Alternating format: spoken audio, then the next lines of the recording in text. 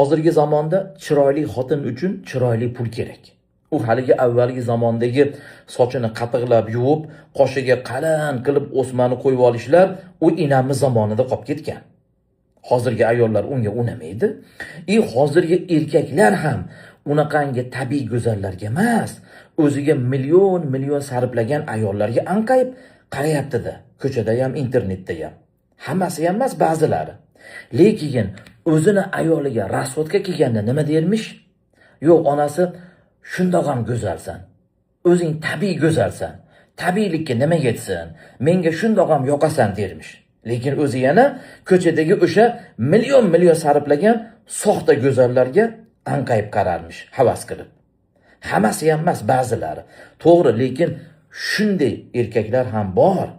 Ayoli uchun zo'r sharoitni qilib, ayoli uchun pulni berib ayamasdan o'zi uchun uyini ichida ayolini go'zal qilib olib yurganlar ham bor. Ana kecha bir ayol aytayapti konsultatsiyada. Eri aytarmish. Onasi o'zingga qaramaysan, o'zingga qara, chiroyli bo'lib yur debdi. Xo'p dadasi, pul bering, o'zimga qarayman. Pul bering, salonga boraman, kiyim olaman desa, nima dermish? Ya sen o'zi tabiiy go'zalsan. Onasi tabiiylikka nima yetsin? Qara, tabiiy go'zalsan. Menga shundoq ham yoqasan dermish-da, lekin o'zi yana ko'chadagi o'sha soxta go'zallarga, o'ziga million sarflagan 8 kiloni choplaganlarga, shularga havas qilib, shularga anqayarmish.